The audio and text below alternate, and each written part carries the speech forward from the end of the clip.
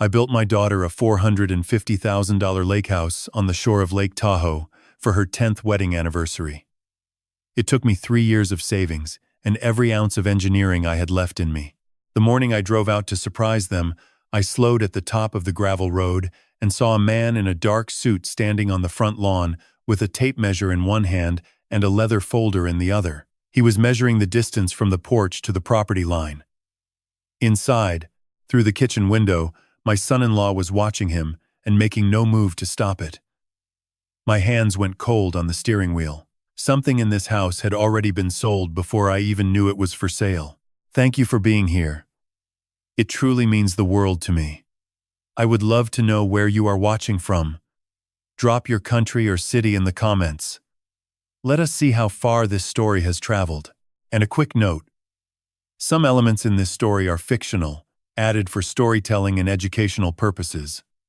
Any resemblance to actual names or places is coincidental. But the lesson inside is one worth keeping. A cold chill settled across my shoulders and did not leave for the rest of that drive. I pulled forward, parked at the edge of the gravel, and by the time I opened my door, the man was already walking toward a black sedan, 2 houses down. Not running, not looking back, just finished. The way a person moves when they have completed what they came to do. I watched the car disappear around the bend. Then I looked at the kitchen window. Scott was no longer there. By the time I came through the front door, he was seated at the table with a coffee mug and his phone face down beside it, arranged into a picture of a man who had been sitting there for a while. "Good timing, Gio," he said. "Coffee is fresh." I sat down. I drank the coffee. I said nothing about what I had seen, because I did not yet have the language for it. But I am getting ahead of myself. Some mornings I make the drive out to the lake before the sun has fully committed to rising. I sit on the dock behind this house like it belongs to me, because in every way that actually matters, it does. The drive is 30 minutes from my place in Truckee, door to door if the light on Donner Pass Road cooperates. I have made it so many times that my truck knows the turns before I do.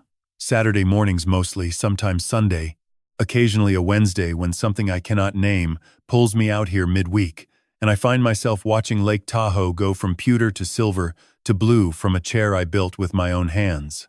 My name is George Nakamura. Most people call me Gio. I am 70 years old. I spent 42 years as a hydraulic engineer, the kind of man who looks at water and sees the story it is telling, where the pressure builds, where the current shifts, where a dam will hold, and where it will not. I retired 5 years ago, but that way of seeing things never leaves you. You spend 4 decades reading water. You start reading everything else the same way, people included. I live alone. Have for 5 years now, since Patty passed. My house is a modest place on the edge of Truckee. 2 bedrooms, a carport, and a front door painted sage green that Patty picked out one Saturday afternoon because she said it made the pine trees around it look like they were paying attention. I never changed it. This house, though, the one I am sitting in front of right now, this one is different. It is a story and a half, built low and steady the way lakeside structures should be, so the snow load distributes evenly and the wind off the water does not get ideas.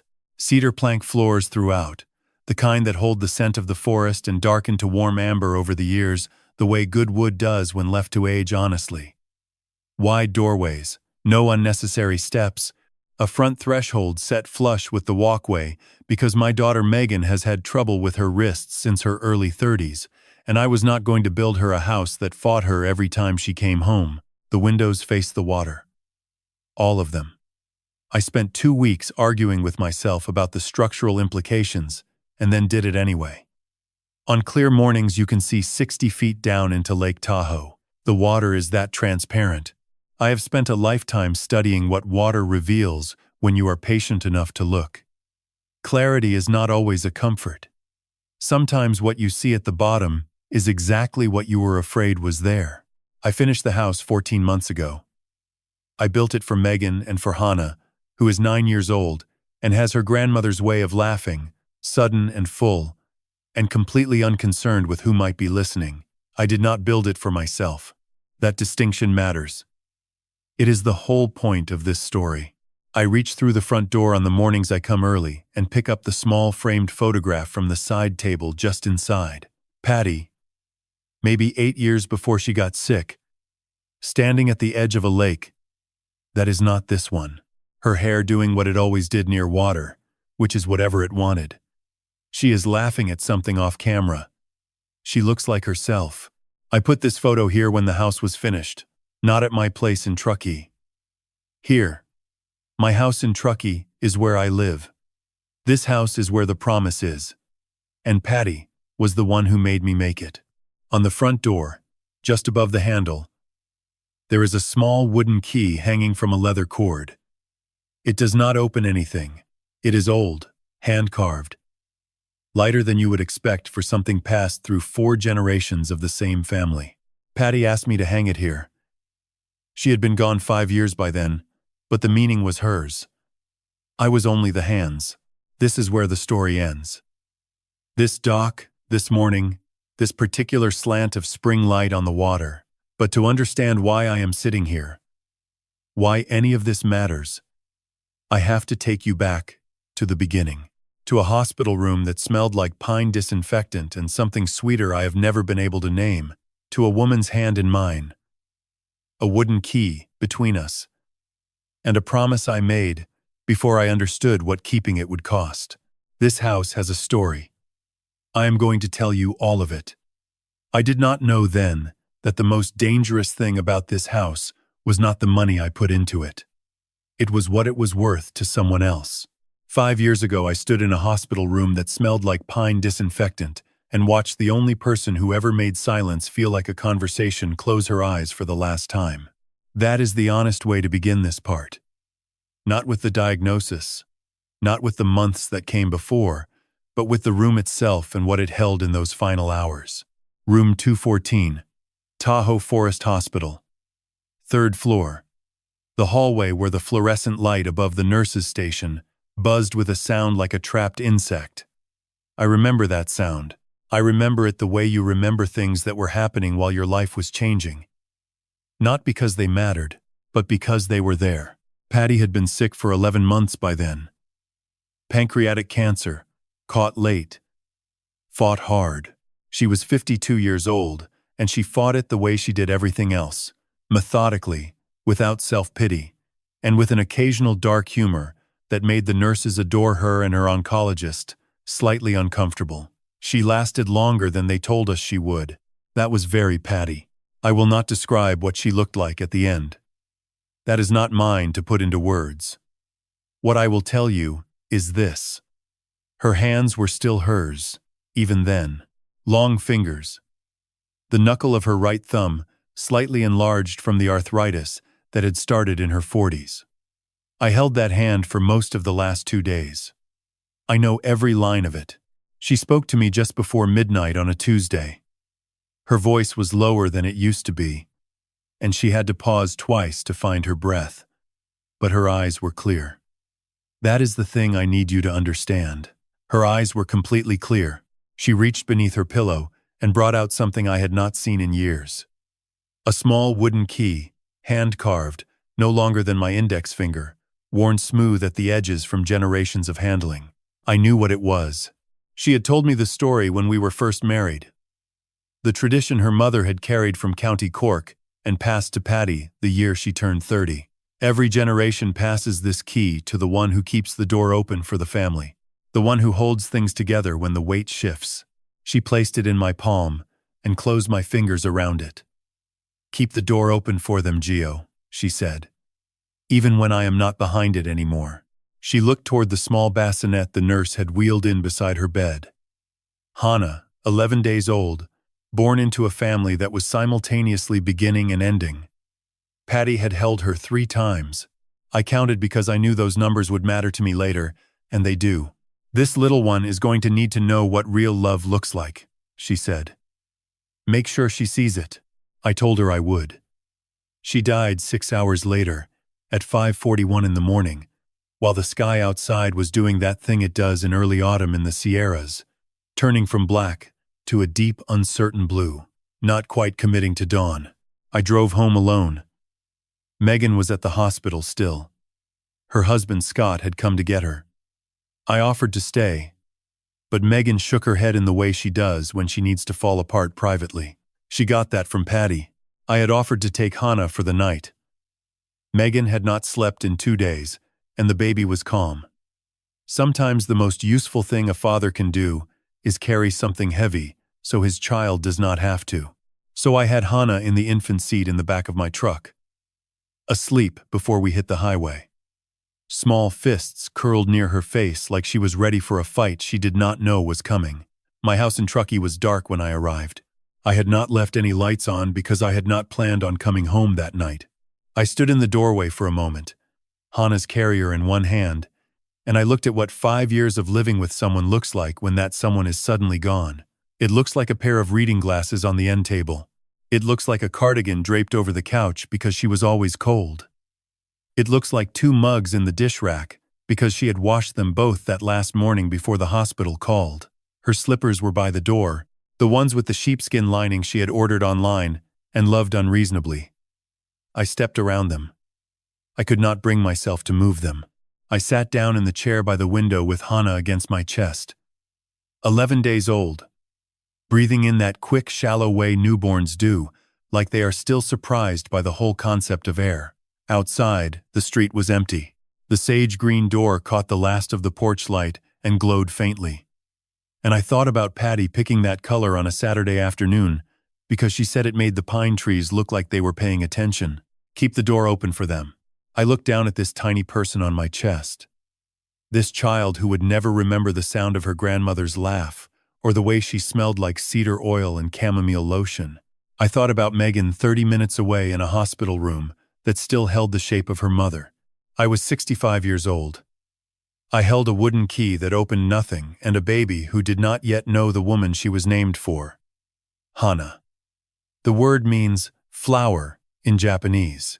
Patty had chosen it during the 7th month of her pregnancy, 3 months after the diagnosis, because she said a family that was losing something needed to also be growing something, and a flower was the most honest kind of growth she could think of. The wooden key was in my jacket pocket. I took it out and held it in my free hand while Hannah slept against me. It was lighter than I remembered, small enough to close a fist around.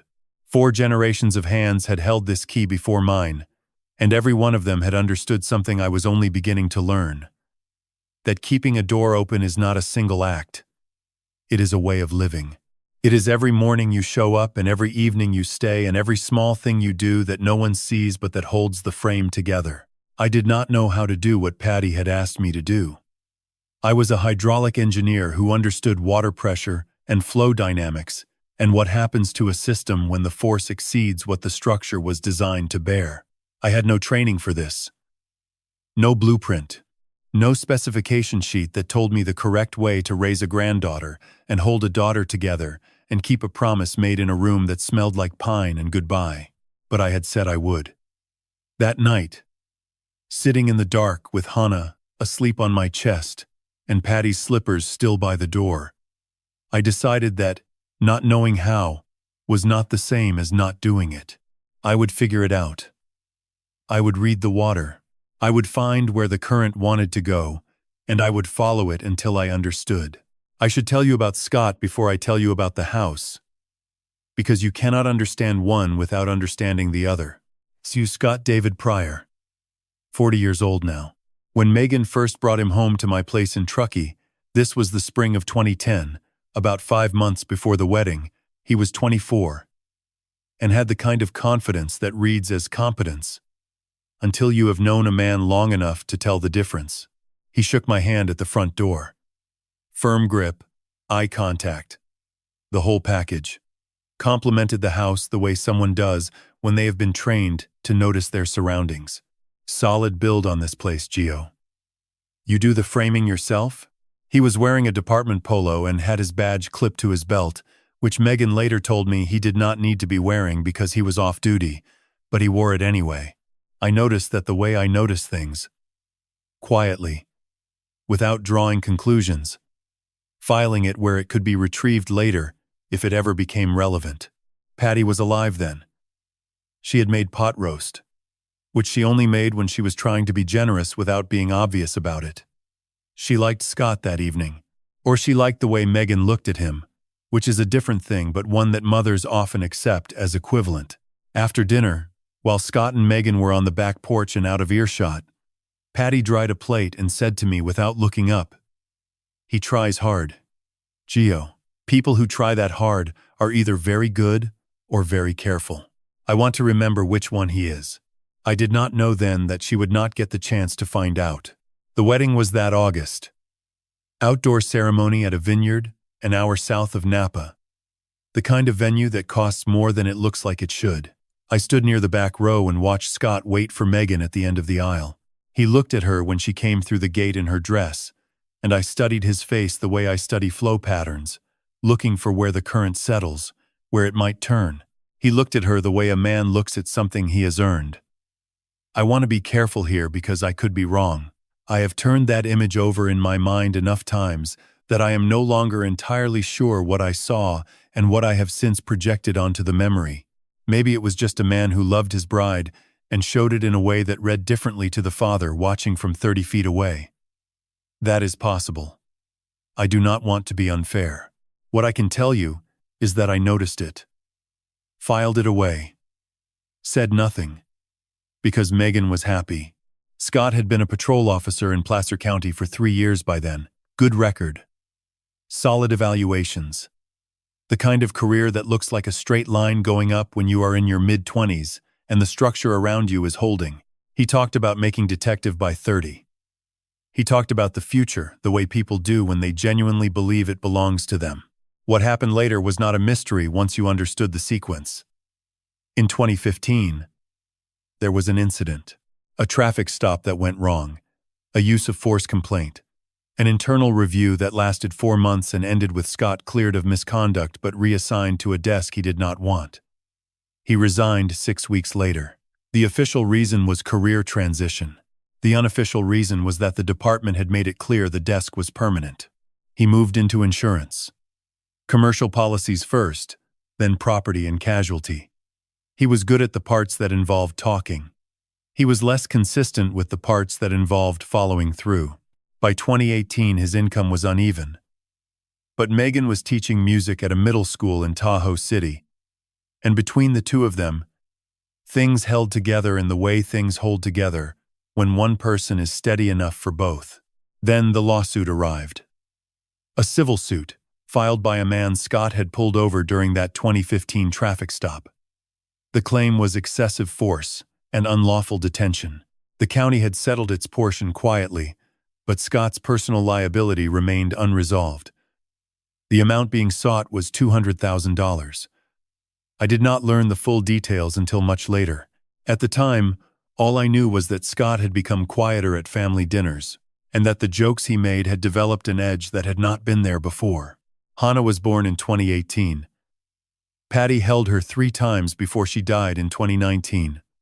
Having a grandchild in the house changed the texture of everything. Hannah was the kind of child who filled a room without trying, the way her grandmother had. In 2021, Scott called me on a Tuesday afternoon. Not a Sunday dinner kind of call. A Tuesday. He needed $30,000. Short-term cash flow issue. He said a large policy had fallen through. Another was pending. The timing was off. He would pay me back in 6 months. He was relaxed about it. The way he was relaxed about most things. Like the outcome was already decided, and he was simply filling me in. I knew better. 42 years of reading hydraulic systems had taught me to check every gauge before I signed off on anything. A loan with no paperwork is just a gift with extra steps. I knew that. I had told colleagues that. I had watched people lose real money over handshake agreements that everyone remembered differently 6 months later. But Megan was happy. Or seemed to be. And there was something in the way Scott had asked, easy, unbothered, family to family, that made pressing for documentation feel like an accusation I was not ready to make. So I wired the money and said nothing about contracts. That was my mistake. I knew it when I was making it. I made it anyway. He never paid it back. Not in 6 months, not in 6 years. We never discussed it again, and I never brought it up. Because by then, other things had started to matter more. Things like cedar beams and water tables and a house I had not yet started building but had already begun designing in my head, late at night at my drafting table in Truckee, with a wooden key sitting on the corner of the desk, like a question I had not yet figured out how to answer. The idea for the house did not arrive all at once. It grew the way water moves through rock, slowly and without announcement. And by the time you see the result, the work has been going on for years beneath the surface, where no one thought to look. It started in the spring of 2020, about a year after Patty died. I was cleaning out the bedroom closet, which I had been putting off for months because the closet still smelled like her, and I was not ready to let that go. In the back of the top shelf, behind a box of tax documents and a stack of birthday cards Megan had made in elementary school, I found a small folded piece of paper in Patty's handwriting. It was not addressed to anyone. It was not dated. It had been written quickly, the letters pressed hard into the paper, the way she wrote when she was thinking faster than her hand could follow. The house is not the gift. The safety is. 7 words. I sat on the edge of the bed and read them 4 times. I do not know when she wrote them. I do not know whether she intended for me to find them or whether it was a note to herself, a thought she had put down before it could escape. What I know is that those 7 words landed in a place that had been waiting for them without my knowing it. I opened a new file on my drafting software that evening and started drawing. What followed was 3 years of quiet, deliberate accumulation. I skipped the fishing trip to Montana I had been planning since 2019. I picked up 2 consulting projects, one for a dam inspection in Auburn, one for a county flood assessment that needed a second opinion on drainage capacity. I stopped going out for dinner on Friday evenings and started cooking instead. I refinanced the Truckee house at a lower rate and redirected the difference. None of it was dramatic. It was the same arithmetic I had been doing my whole career, just pointed at something that mattered. The design evolved the way my designs always do, slowly and with purpose. I do not believe in rushing the drawing phase. Get the blueprints wrong and everything that follows is just expensive correction. So I drew and revised and drew again, and every version was a little about engineering and a lot about Megan. A story and a half. Because full second floors carry unnecessary load in snow country, and Megan did not need stairs, she would resent by 50. No steps up from the front walk, a threshold flush with the ground, because her wrists had been unreliable since her early 30s. And every unnecessary grip on a railing was a small defeat she should not have to absorb in her own home. Cedar plank floors throughout because Patty had always loved the smell of cedar, and I wanted the house to carry something of her, even if it was only a scent that arrived when the afternoon sun warmed the boards. A music room. Small, windowed, facing the mountains rather than the lake, so the morning light would not hit the keys and create glare. Megan had been a pianist before the wrist trouble ended that, and I had designed a space where she could sit at a digital keyboard that required no force and play without pain. She did not know about the room. I had not told her. Some things you build because the person needs them, not because they asked. Wide windows facing the water on every other wall because Megan had always thought more clearly when she could see the horizon. A dock out back for Hannah, built low and sturdy with cleats for tying a line. Because she had told me twice that she wanted to learn to fish, and I was not going to make her learn on someone else's dock. Every choice had a reason. That is the only way I know how to build. I found the lot through a retired contractor I had worked with years back. Western shore of Lake Tahoe, near Homewood. Waterfront parcel, modest size, decent elevation above winter surge, which matters in the Sierras, where snowmelt has opinions. The lot had been sitting for a while, which kept the price reasonable. I broke ground in the fall of 2023. That is when I met Audrey. No, that is the wrong name. That belongs to a different story. Her name was Nori, Eleonora Castillo. 68 years old. Recently retired. She came over about a week into the foundation work, walking across the adjoining property with 2 mugs of tea and the posture of someone who had spent decades in rooms where people had to pay attention when she spoke. She had been a judge for 22 years. Circuit court. 14 of those years handling elder abuse cases. Financial exploitation, forged documents, manufactured incompetency claims, families taken apart by someone who knew exactly where the weak point was, and pressed until it gave. She had seen enough of that particular damage to develop an instinct for it the way a hydraulic engineer develops an instinct for where a levee will breach. I did not know then how relevant that instinct would turn out to be. "What are you building?" she asked, handing me one of the mugs without asking whether I wanted it. "A house," I said. "For my daughter." She looked at the lot, at the foundation stakes, at the view of the water beyond. Then she nodded once and did not ask anything else. We drank the tea. She went back to her place. The next morning she came back with 2 more mugs. That became the pattern. I did not ask her to keep coming. She did not ask permission. Some things establish themselves without a formal agreement. And in my experience, those are usually the ones that last. Over those months, sitting on overturned buckets and sawhorses drinking tea while the house took shape around us, I learned that Nori had retired to this lake house 3 years earlier after her husband Martin passed. She lived alone, had made peace with it the way people do when they are strong enough to accept a fact without needing sympathy for it. She told me about cases she remembered. Not the violent ones, but the quiet ones. The forged signatures. The power of attorney documents that appeared out of nowhere. The families who did not see it coming because the person doing it was someone they trusted. I listened the way I listened to everything. Carefully. Looking for the pattern underneath. I was simply grateful for the tea. The day I finished the house, January of last year, I stood in the yard the way I always stand in front of a finished structure, from the outside, letting the whole thing be itself for a minute, without me in it. 42 years of habit. You do not step inside your own work right away. You let it settle. You let the weight distribute. You watch it the way you watch water after you have redirected it, making sure it goes where you intended and not somewhere else. Before I handed Megan the keys, I sat down with a property attorney in Homewood and transferred the deed. Title in Megan's name, clearly and cleanly. With my name retained as a secondary interest during my lifetime, I had seen too many families, professionally and personally, watch property slip away because the paperwork was not right. A deed does not protect against everything, but it was the obvious first step and I took it.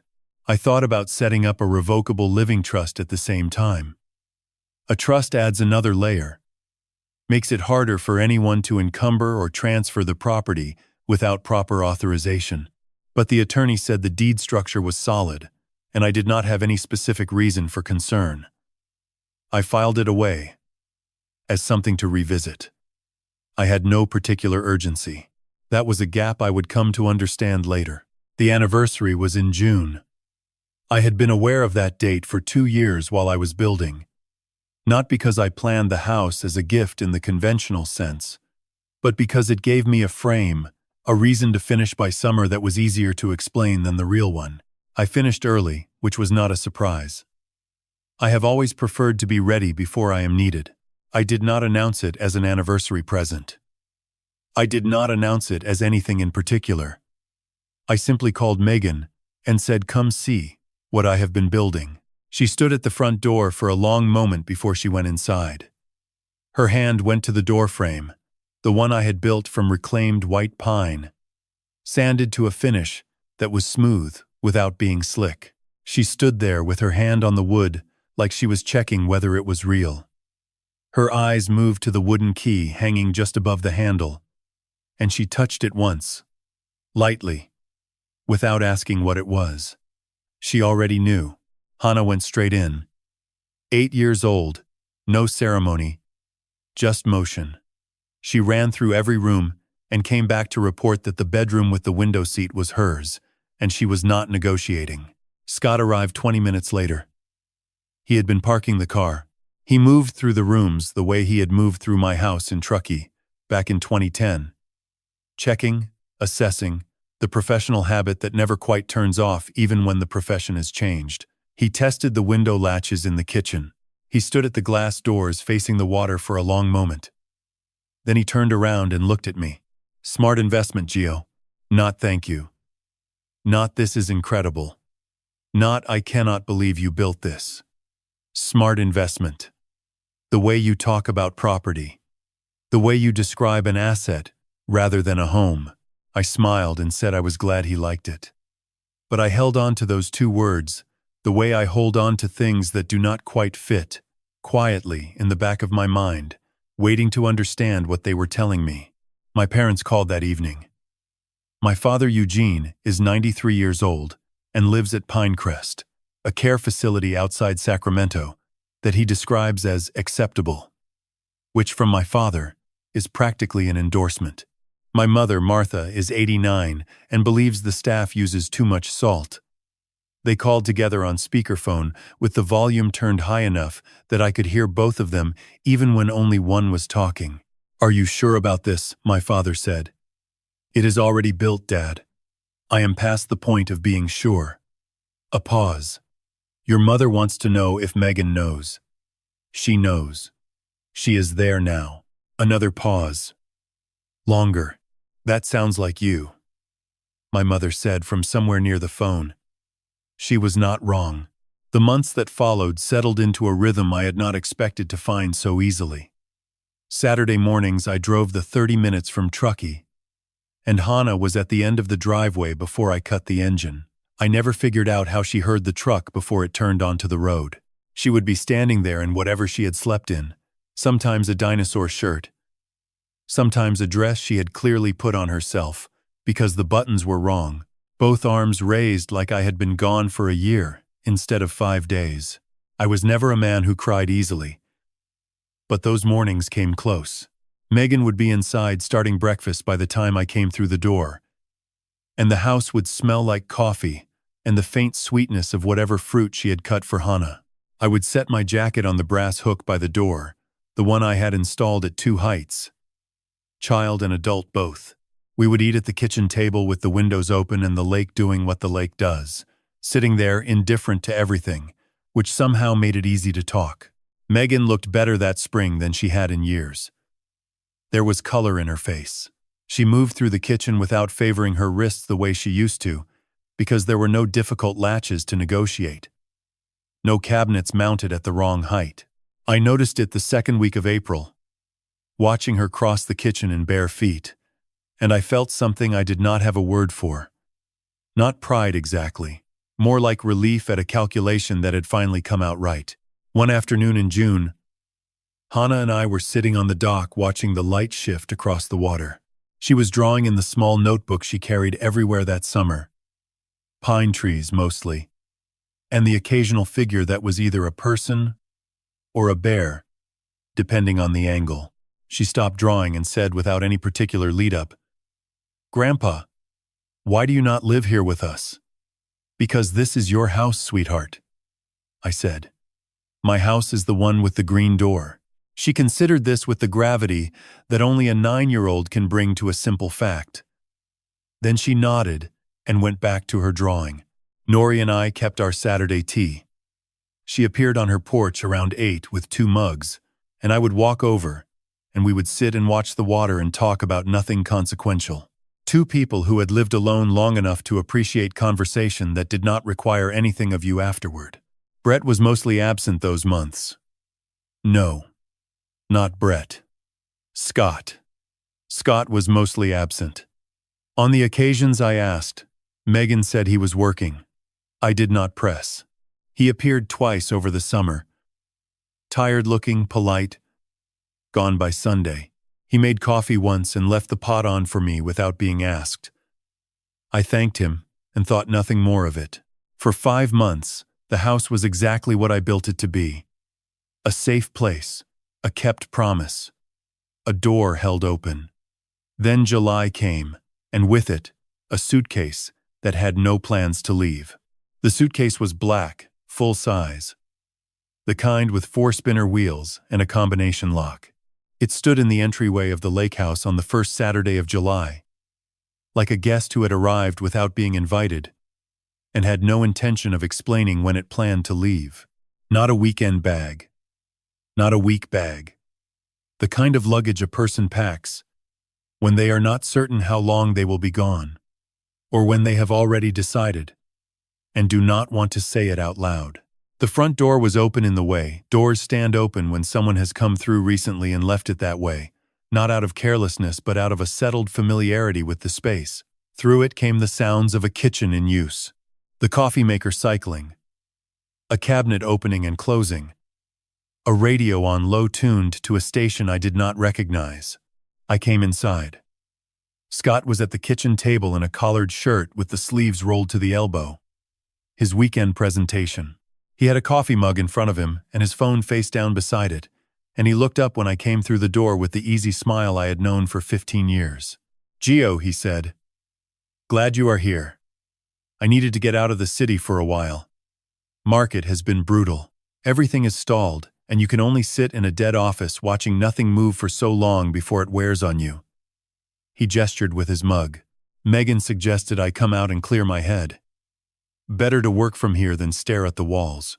Megan was at the counter slicing a melon. She turned and kissed me on the cheek and said, "Sit down," in the automatic way she had been saying it every Saturday since the house was finished. She looked comfortable, not the brittle kind that means something is being held together. The genuine kind that comes from having the pieces of an ordinary morning in the right places. I sat. I drank the coffee Scott had poured without being asked. I thought nothing particular about it. That was the first Saturday. By the third Saturday, Scott had established himself in the house with the specific gravity of a man who had decided to stay. His jackets hung on the coat rack by the mudroom. His laptop lived on the kitchen counter between the coffee maker and the fruit bowl. He knew which cabinet held the filters and how many scoops the machine took and where Megan kept the Earl Grey I drank in the afternoons. He made my tea. That had not happened before. The first time he set the cup down in front of me on the porch, I thanked him and thought it was considerate.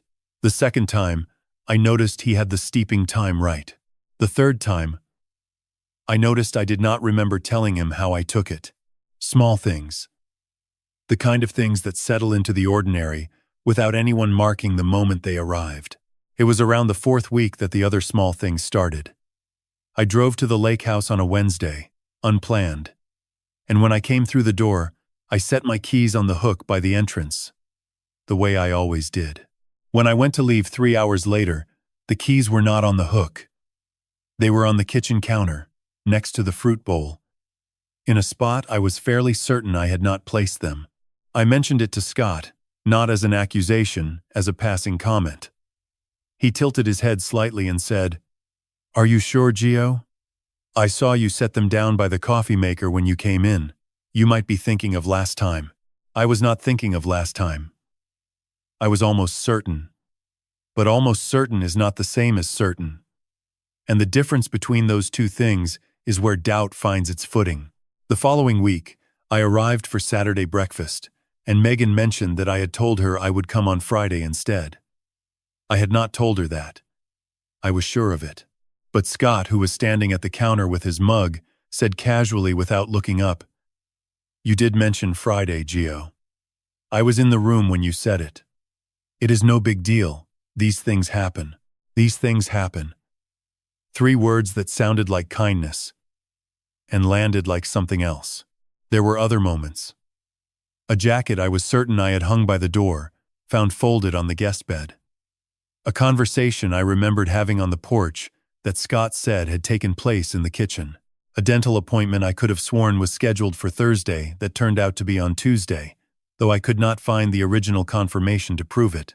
Each one, by itself, was nothing. A misplaced key. A confused day. The ordinary static of being 70 years old in a world that moves faster than your memory sometimes agrees to follow. I had spent 5 years attributing things like this to age, and age was a reasonable explanation, because 70 carries its own vocabulary of forgetting, and I had accepted that vocabulary without questioning who might be writing it. One evening in late July, Hannah followed me out to my truck. She walked beside me down the front path without saying anything, which was unusual. Hannah generally had something to report in transit. At the truck door, she stopped and looked up at me. "Grandpa," she said quietly. "Dad has been on his phone a lot. Like really late. After I am supposed to be asleep, I can hear him talking in the office. His voice gets different. Not loud, just different." I looked at her. She was watching me with the uncomplicated attention of a child who has reported a fact and is waiting to see whether it is the kind of fact that matters. "Okay, sweetheart," I said. "Thank you for telling me." She nodded and went back up the path. That Saturday, I had tea with Nori on her porch. The morning had gone gray, the way it does before the weather turns, and the lake was flat and metallic. Nori had her mug in both hands, which she did when she was thinking about something she had not yet decided to say. After a while, she set the mug down and looked across toward the Lakehouse. "Gio," she said, "how well do you actually know your son-in-law?" I thought about Scott. The easy smile. The coffee left warming on the counter. The keys that moved without explanation. "Well enough," I said. Nori nodded once. She did not look away from the house. I drove home to Truckee that evening and sat at my kitchen table. The sage-green door held the last of the daylight. The house was quiet the way it always was. I tried to remember whether I had always forgotten things this easily, or whether this was new. I could not be sure. And that uncertainty, that thin space between what I knew and what I could prove, was exactly the kind of place where something dangerous could grow without being seen. The Wednesday morning was ordinary in the way that August mornings at Lake Tahoe tend to be. Cooler than July, the light flatter, the tourist traffic thinning along the western shore. I had no particular reason to drive out that day. I had a drainage report I could have finished at home, and my tea was already made, and the 30 minutes each way was not nothing. But I locked up the house anyway, backed out of the carport, and pointed the truck south toward the lake. I turned onto Lakeside Drive at 8:53. I know the time because I checked the dashboard clock when I made the turn. A habit from 42 years of job sites, where everything that mattered eventually came down to when. The man was standing on the front lawn. He was wearing a dark suit, charcoal. The kind that fits well enough to be professional, but not so well that it draws attention. He had a tape measure extended in his right hand and a leather folder tucked under his left arm. His phone was clipped to his belt. He was measuring the distance from the porch foundation to the edge of the property line, moving with the unhurried precision of a person who has done this many times before and does not need to think about the sequence. I slowed at the top of the gravel drive and watched. He did not look up. He shifted position, extended the tape along the south side of the house, made a note in the folder. Then he stepped back to the sidewalk and photographed the front elevation with his phone. One shot. He moved to the left and took the side view. Then the roofline. Methodical. No wasted motion. The way a professional documents something when they are building a record, rather than taking a picture for themselves. Inside the house, through the kitchen window, Scott was standing near the glass. He was not moving. He was watching the man the way you watch. Something you have been expecting. I pulled forward to the end of the driveway and stopped. I did not turn off the engine. In the state of California, photographing a building from a public sidewalk is not illegal. Appraisers do it. Insurance adjusters do it. Surveyors do it. There was nothing I could have pointed to in that moment and called a violation. But I had spent 4 decades reading sites. Reading the small details that told you whether something was sound or whether it was about to give. And something about the way that man moved told me he was not there for any routine purpose. I reached for my door handle. He was faster. He folded the tape measure, slid it into the leather folder, and walked briskly toward a black sedan, parked 2 houses down, inside and pulling away before I had my door fully open, not running, not looking back, just done. I watched the car until it disappeared around the bend at the far end of the road. Nevada plate. Dark sedan. By the time I could have followed, There was nothing left to follow.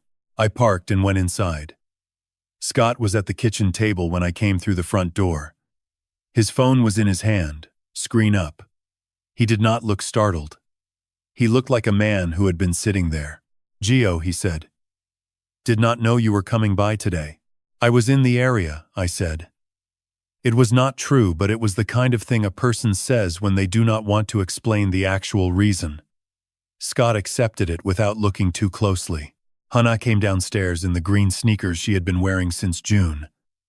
The left one, with its lace, replaced by a piece of twine she had found on the beach, and refused to exchange on the grounds that it worked fine. She threw herself at me with standard force, and we sat at the kitchen table, and Scott made coffee, and we talked about Hannah's summer reading project, and whether the new neighbor had a dog or just a dog that visited, which Hannah had not yet determined. It was a normal visit. I made sure it felt like one. After lunch, Hannah went upstairs, and Scott and I ended up on the dock, not by arrangement, just by the way Saturday afternoons sometimes organize themselves. Scott was looking at the house rather than at the water. He had done this before. The particular quality of attention he brought to the structure, the lot, the sightlines from the dock to the shore. "Gio," he said in the tone of a man making conversation, "what do you think this place goes for now? With the lot, the view, the build quality, all of it." I looked at him. "It is not for sale," I said. He raised one hand slightly. "Of course not. I am not suggesting anything. Professional habit. You are in a space like this, and you start running numbers automatically." He glanced at the water, then back at the house. "Properties on this stretch have been moving well, even with rates where they are. Just curious what the market would say."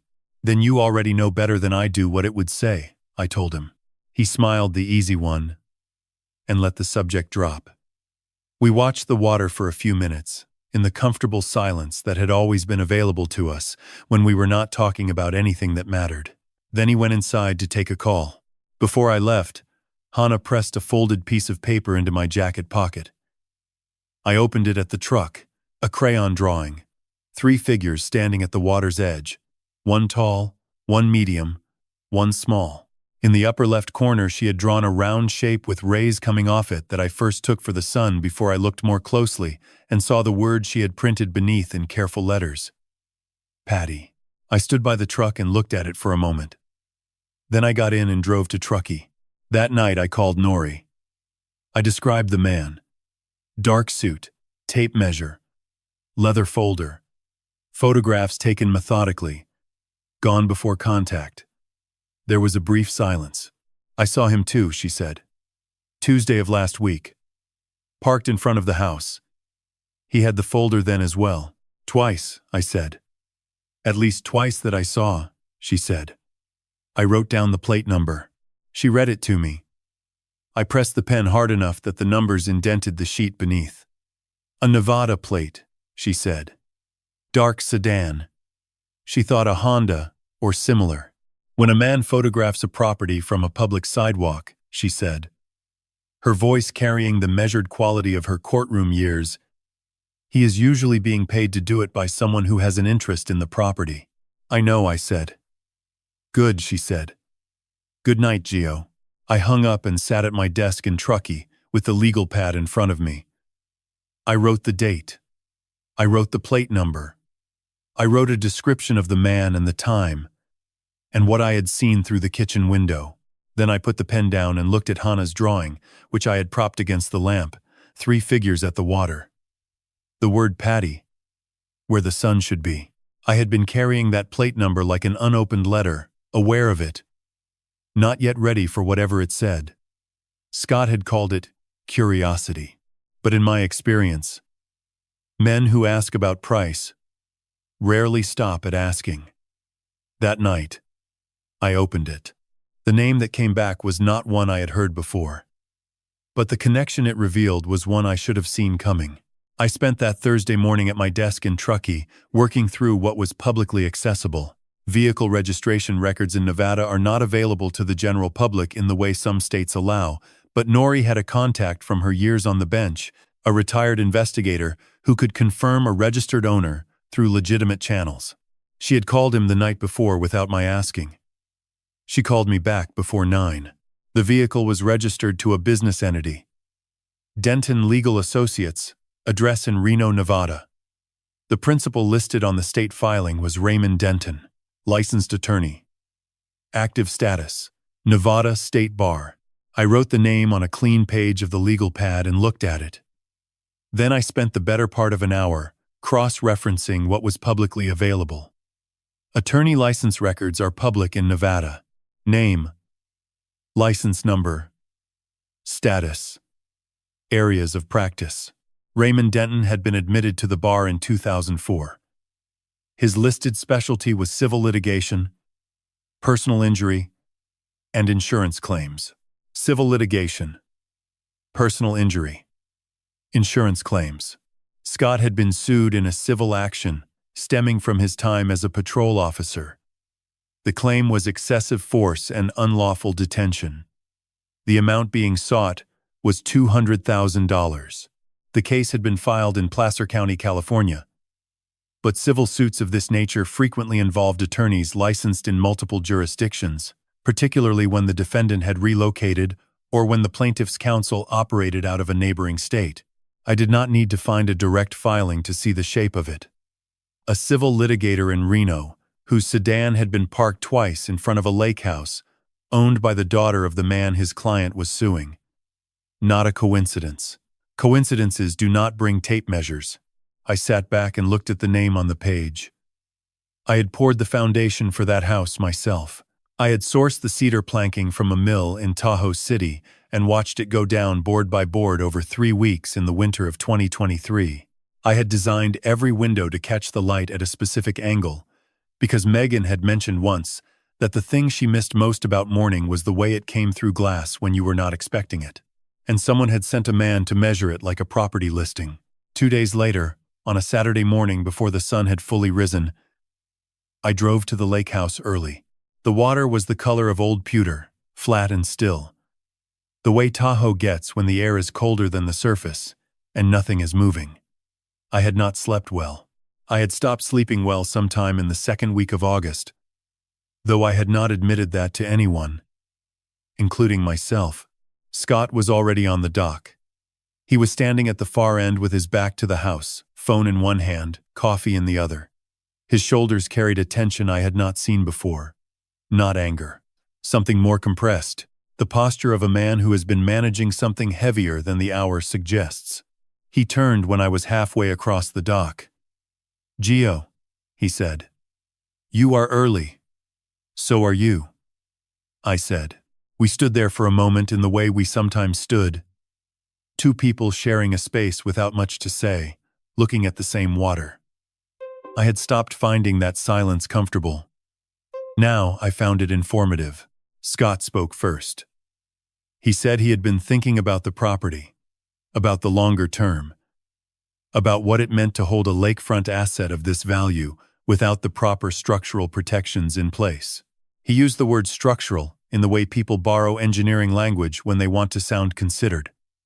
The most sensible thing, he said, would be to set up a family trust. You put the property into the trust. You insulate it from estate complications. You manage the tax exposure properly. He had turned toward me now, not fully facing me, but angled in a way that closed the distance. It is standard for a property like this. I have looked into it. Whose name would be on the trust? I said. All of ours. He said. Megan, yours. Mine. I would be the managing trustee, which just means I handle the administrative side. You and Megan would be full beneficiaries. Nothing changes in terms of who the property belongs to.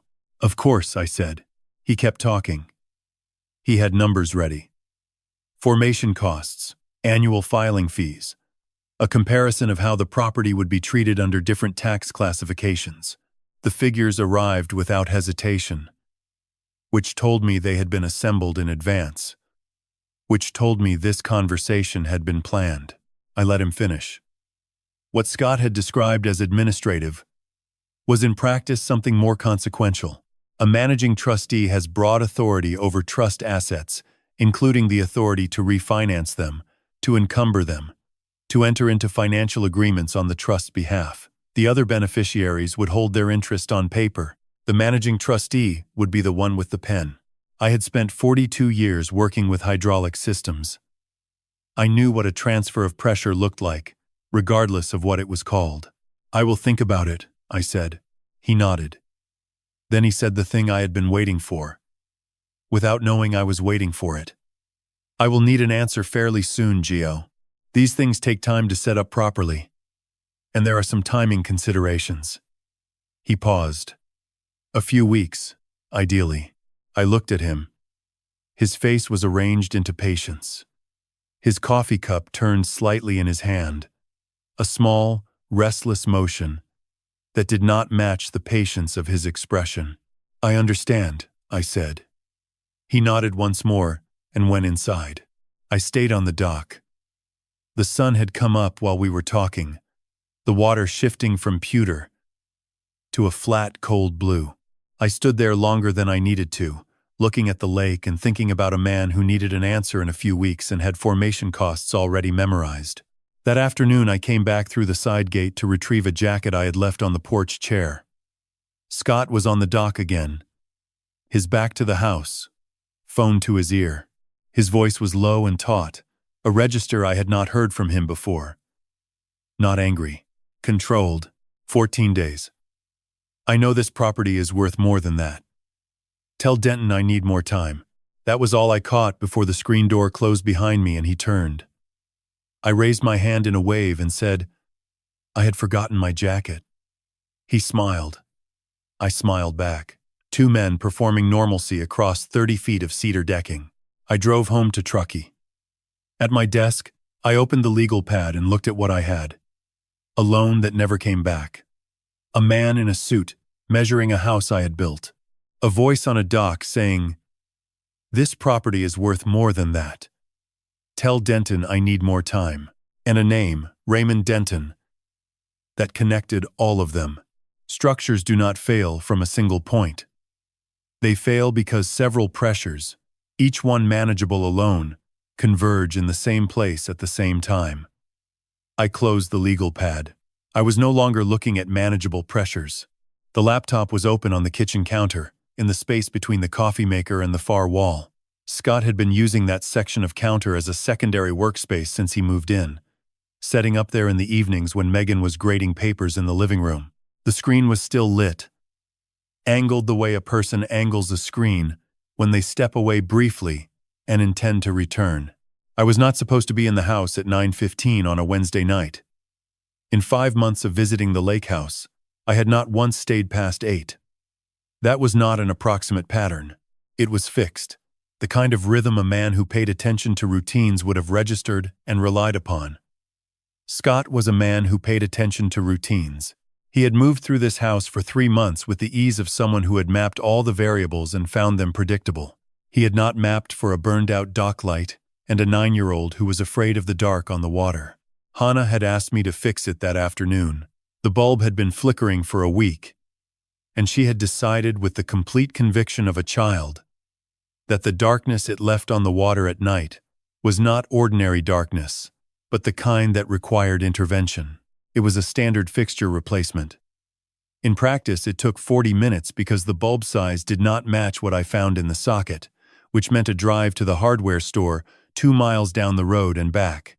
By the time the dock light was burning steadily and Hannah had stood under it for a satisfied moment and been walked upstairs and settled, it was past 9. Megan had gone to bed. Scott had said goodnight around 8:45, mentioning an early call. I washed my hands at the kitchen sink, reached for my jacket on the hook by the door. That was when I saw the screen. I did not touch the laptop. I positioned myself at a distance of approximately 4 feet and read what was visible. The email was from R. Denton. The subject line was fully legible in the preview pane. Refinance application. Lake Tahoe property. $300,000. Below it, the body of the email was partially visible.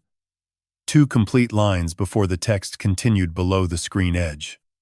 The first line referenced a power of attorney document. The second contained a specific date, November 15th. I took my phone from my jacket pocket and photographed the screen from where I stood. One image. I checked that it was legible, the subject line clear, the partial body text readable, the date unambiguous.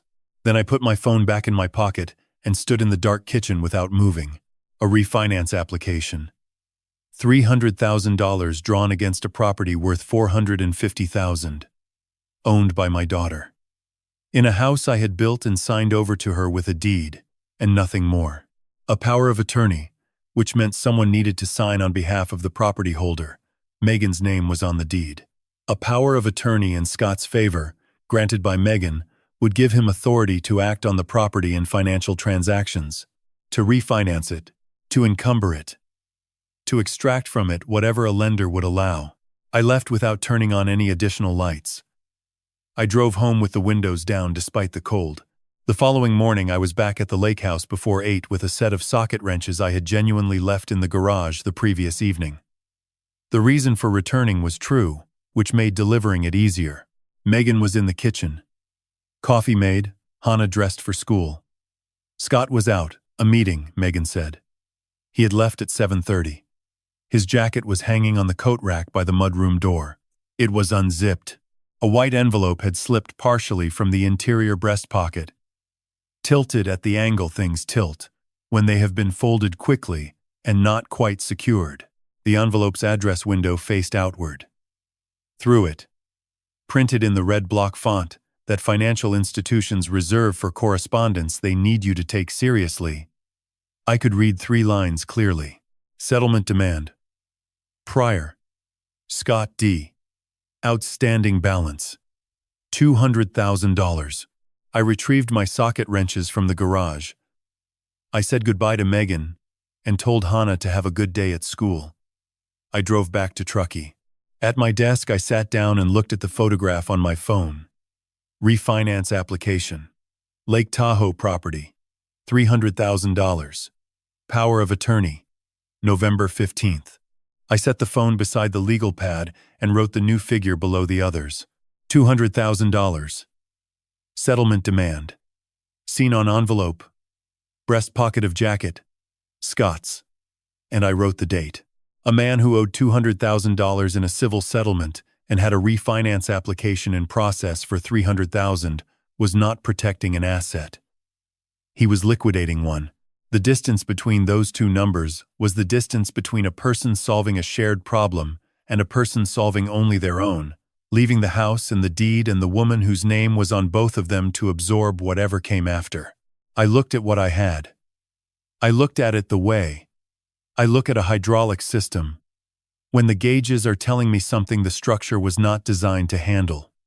Every reading pointed the same direction. Every line of pressure converged on the same point. But there was something else. Something I could not write on the legal pad because it did not have the shape of evidence. It had the shape of a feeling, and feelings are not admissible in any system I have ever worked in. I was forgetting things. More than before. The previous week I had driven halfway to the Lakehouse and could not remember whether I had locked the front door in Truckee. I had called Megan on a Tuesday, and she said we had already spoken that morning, which I did not recall. I had set my reading glasses on the desk and found them 20 minutes later on the bathroom counter. A room I had not entered. I sat at my kitchen table in Truckee and tried to determine whether these lapses were new or simply newly visible. Whether I was losing something real or whether the act of watching for it had made me hypersensitive to the ordinary static of being 70 years old. I could not be sure. And that inability to trust my own accounting of my own mind was the worst thing I had felt since the morning Patty died.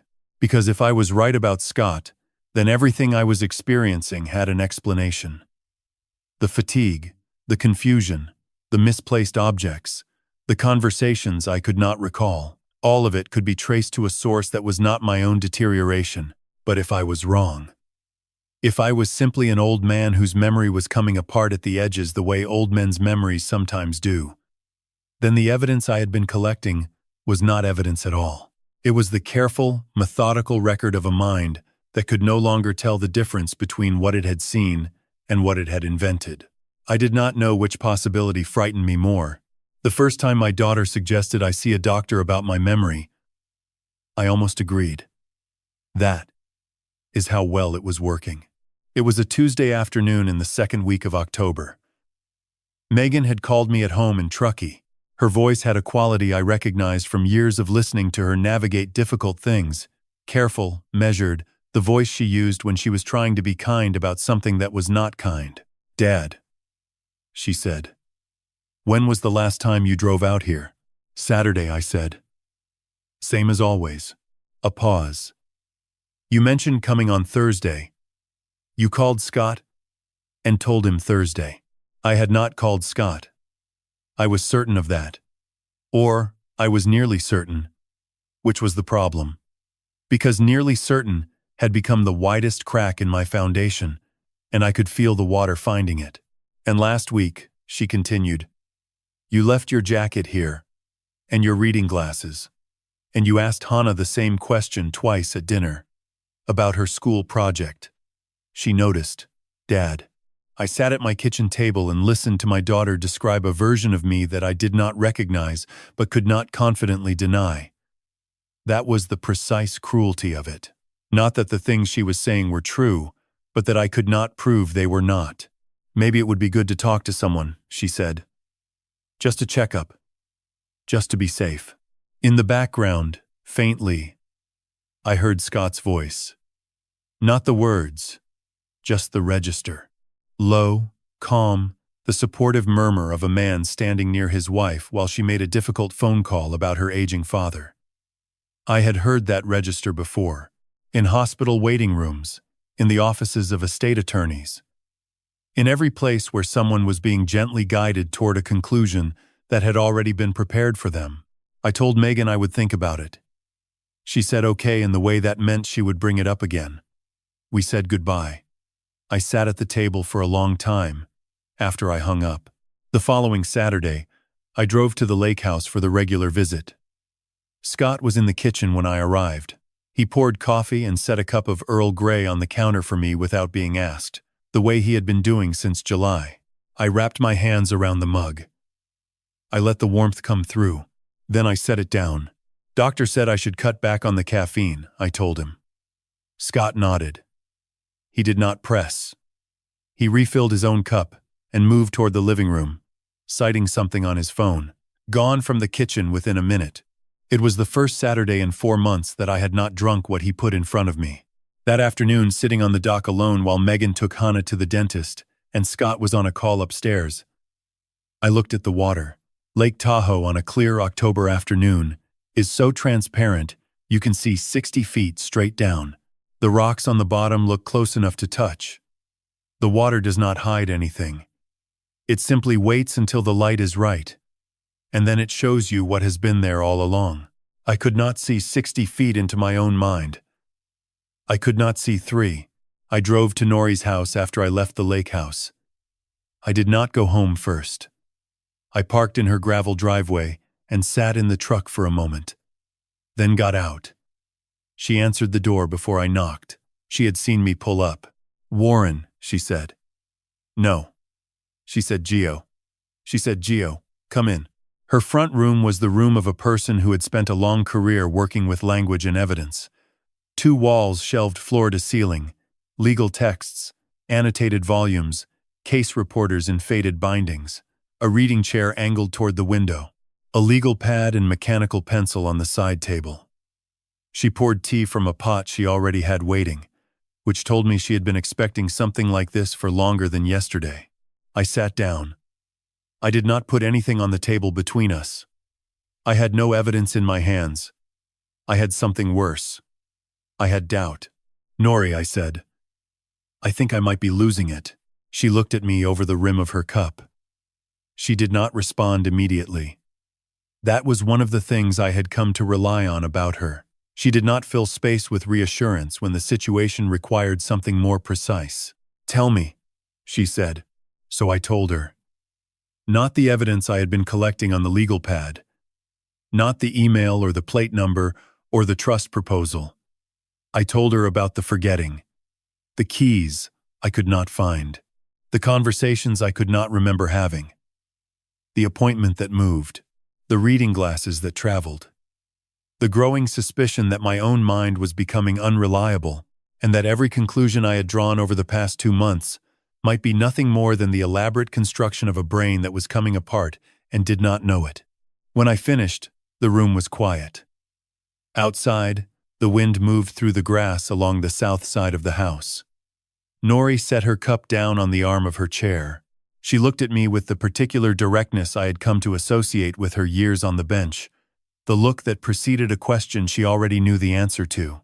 "Gio," she said, "I spent 14 years on the elder abuse bench, 14 years listening to families describe exactly what you have just described to me. Someone moves in. Small things begin to change. Objects move. Schedules shift. The person being targeted begins to doubt their own memory. Their family begins to suggest they need help. And by the time anyone thinks to ask the right question, the documents are already signed." She paused. "I have seen this pattern 40 times, maybe more. It always starts the same way. Not with something large, with something small enough that the person is not sure it happened." I looked at her. She held my gaze the way a person holds something they are handing you, that they know is heavy. "Have you been eating or drinking anything at that house?" she said. "That you do not prepare yourself?" The question landed in the room like a stone dropped into still water. I thought about the Earl Grey, the cup Scott set in front of me every Saturday afternoon, the steeping time he had learned without being told, the way the fog came over me within an hour of drinking it, the heaviness behind my eyes, the slowness in my joints, the drive home that felt 20 years longer than 30 minutes.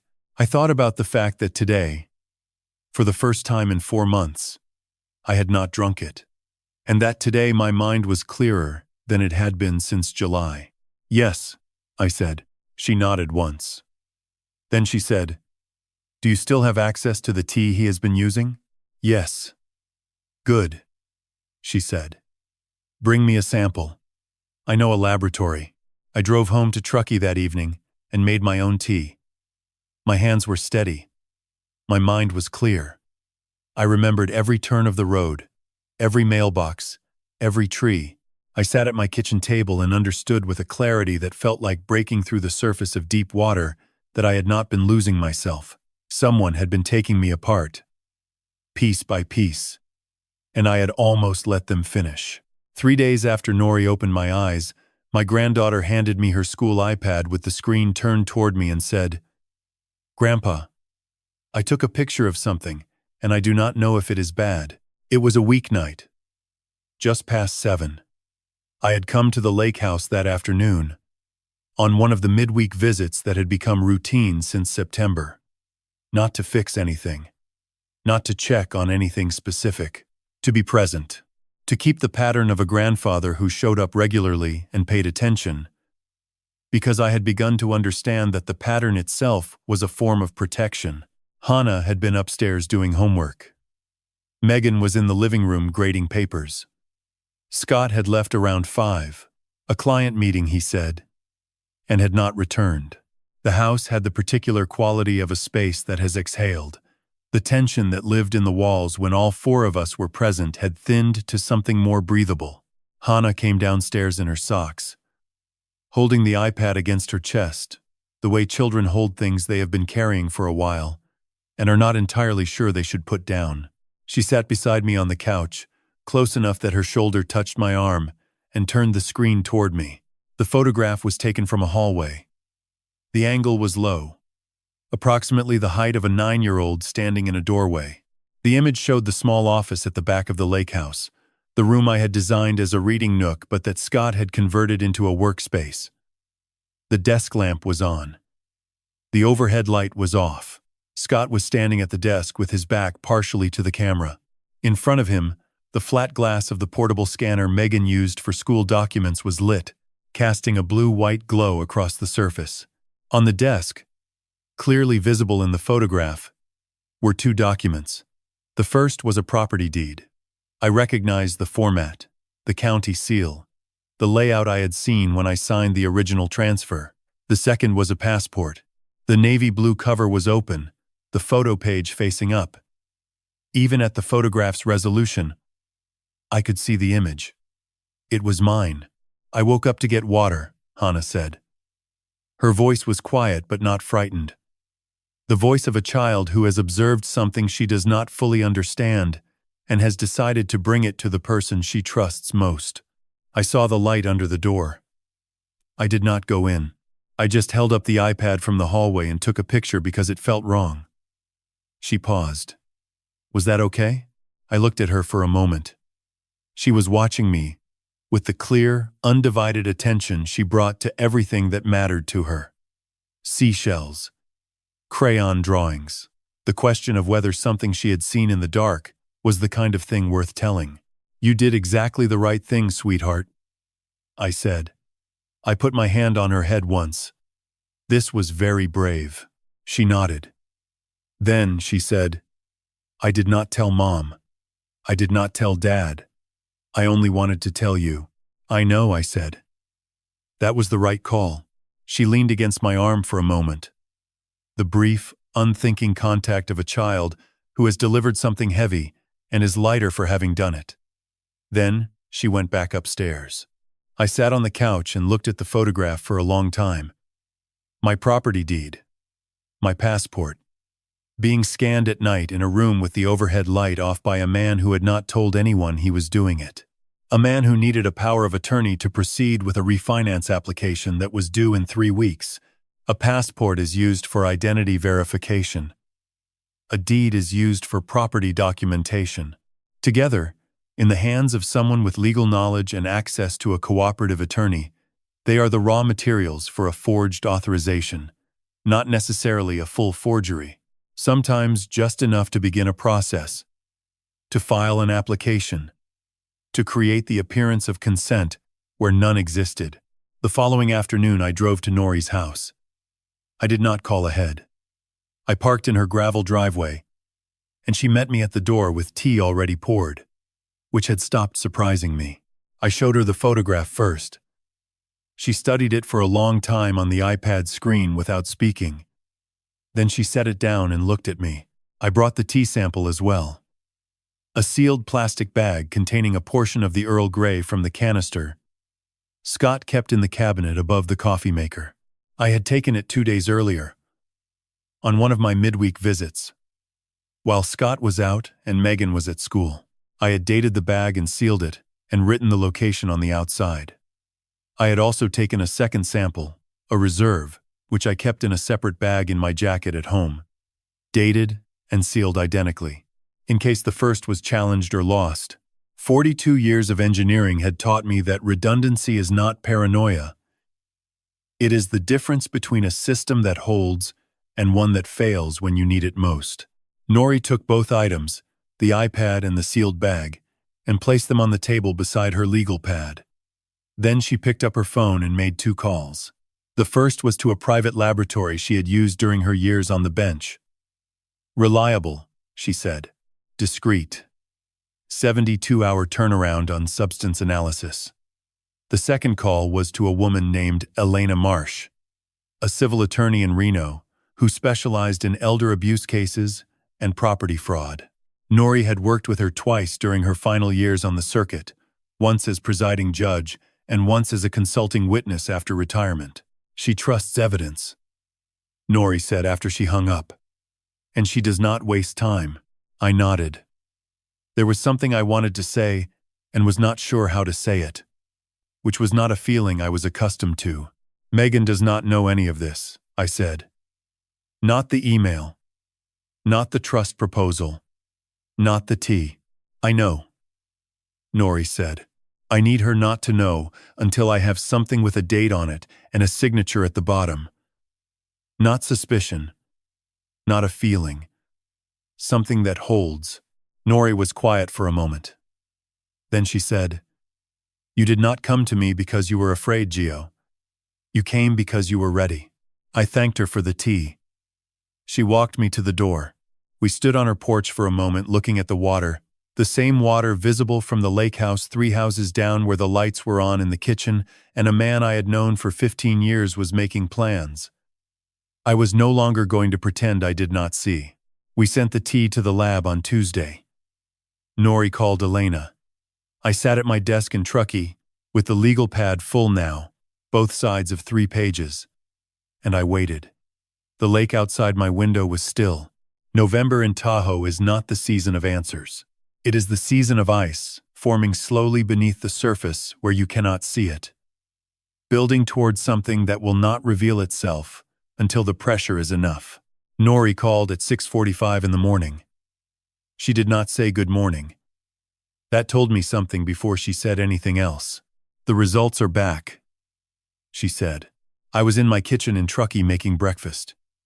2 eggs, toast, the same meal I had been making myself every morning since October, with particular attention to the fact that I had made it myself. Outside, the light was the thin gray of early November, the kind that arrives without warmth and stays that way until noon. I had been awake since 5, which had become habit in the past 2 weeks. Some mornings the waiting is louder than sleep. I picked up on the first ring. Go ahead, I said. CBD oil, she said. She read from the report with the precision she brought to everything. Detected at approximately 5 times the standard recommended concentration. The laboratory noted that levels in the sample were consistent with deliberate addition rather than incidental contamination. I set my fork down. 5 times, I said. 5 times the standard concentration, she said. At that level, in a person of your age and body weight, the effects would include pronounced drowsiness, slowed cognitive processing, impaired short-term memory, and in some cases mild disorientation. Onset within 40 to 60 minutes of consumption. Duration of 4 to 6 hours. I looked at my own tea on the table. My tea, in my kitchen, that I had made myself. I thought about the Saturday afternoons. Not all of them. The ones from April through June had been ordinary in the way good afternoons are ordinary. But the ones since July, since Scott had moved in with his suitcase and his easy smile and his Earl Grey that he brewed without being asked, I had come home from several of those feeling not tired the way a long drive and an outdoor morning explain, but tired in the specific heavy way that arrives behind the eyes and settles into the joints and does not lift until after dark. I had blamed my age. 70 carries its own vocabulary of fatigue, and it had been easy, convenient even, to let that vocabulary absorb what I was feeling without asking whether something else was writing the words. CBD oil at high concentrations in an older adult produces symptoms that are indistinguishable from early cognitive decline. Forgetfulness, confusion, slowness. The kind of deterioration that a family member observing from a distance might reasonably attribute to age. The kind that a son-in-law suggesting perhaps dad needs help managing his affairs could point to as evidence. The kind that makes a power of attorney seem not like a theft, but like a kindness. Nori continued. The report is signed and dated. The methodology is documented. I have already sent a copy to Elena Marsh, the civil attorney in Reno. I had spoken to her once. Briefly, the afternoon I had gone to Nori's house with the tea sample, a careful, unhurried voice on the phone that had asked the right questions and not asked the unnecessary ones. What did she say? I asked. She said the report, combined with the documentation you already have, the email, the iPad photograph, the plate trace, the financial records, constitutes a substantial evidentiary foundation, sufficient for criminal referral and for a civil action to protect the property. I was quiet for a moment. She wants to know if you are ready to file, Nori said. Not yet, I said. There was a pause. Not a surprised one. Nori had been expecting this. I need to talk to Megan first, I said. She deserves to hear this from me. Not from a police report. Not from a court filing she finds out about afterward. I paused. Can Elena hold the file? She already offered, Nori said.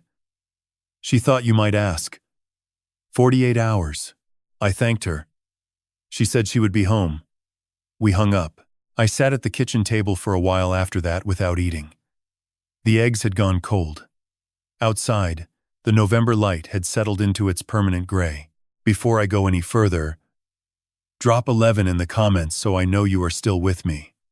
What comes next did not come from a lawyer or a document. It came from a phone call I almost did not make. Quick note. Some details ahead have been shaped for storytelling. For those staying, I am glad you are here. That evening, I called my father. Eugene Nakamura, 93 years old. Pinecrest Care Facility outside Sacramento. He picked up on the second ring, which meant he was in his chair by the window where he always sat after dinner, the chair that faced the courtyard and the single oak tree he had told me he liked, because it did not try to be impressive. It just stood there and did what trees do. My father's hearing had not been reliable for years, but his voice was the same voice it had always been. Deliberate. Unhurried. The voice of a man who had spent 93 years finding no reason to be louder than the situation required. I told him the summary. Not every detail, but the shape of it. What Scott had done. What I had found. Where things stood. He was quiet for a moment after I finished. My father had been interned at Manzanar when he was 11 years old. He had spent 3 years in a camp in the California desert because the country he was born in had decided that his face made him a threat. He knew what it meant to have something taken from you by people who believed they had the right. You did the right thing, son, he said. That was all. 5 words, from a 93-year-old man, delivered without drama over a phone line that crackled slightly because the facility's wiring had not been updated in years. My mother took the phone. Is Hannah eating properly? She asked. Is she sleeping in her own room? I told her yes to both. She asked whether the Lakehouse had adequate insulation for winter, which was her way of saying she was worried about all of us and did not have the vocabulary for it that did not involve practical concerns. We talked for a few minutes about nothing consequential. Then I said goodnight and hung up. I sat at the table and looked at the legal pad. The lab report Nori had emailed. The photograph on my phone, the plate number still faintly indented on the first page from when I had pressed too hard writing it down 2 months before. You did the right thing, son. I had not known until that moment how much I had needed to hear it. I picked up my phone and sent Megan a text. Can you meet me at the dock? Tomorrow morning? Early. Before Scott wakes up. She replied 4 minutes later. 4 words. I will be there. Not what is wrong. Not is everything okay. Not can we just talk on the phone. 4 minutes and 4 words. I had raised a practical woman. In that moment, I was more grateful for that fact than I had words for. Tomorrow, I would stand on a dock with my daughter and tell her that the man she had trusted for 10 years had been slowly taking her father apart from the inside. I was not ready.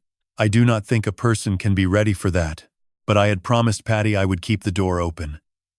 And some doors, to stay open, require you to walk through them first. I got to the lake before the sun did, 5:47 in the morning, mid-November, and the air above the water carried that particular stillness that only comes when the temperature and the humidity reach an exact, temporary agreement. I parked the truck at the top of the gravel road and walked down to the dock with a manila folder under my arm and Patty's wooden key around my neck. The planks were damp. The lake was flat. I could see 60 feet down to the granite shelf where the bottom drops off into nothing. That is the thing about clear water. It does not hide anything. It just waits for someone to look.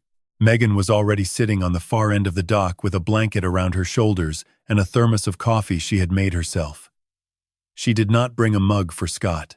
That told me more than any opening sentence could have. She looked up when she heard my boots on the wood and said, "Good morning, Dad." And I said, "Good morning, sweetheart."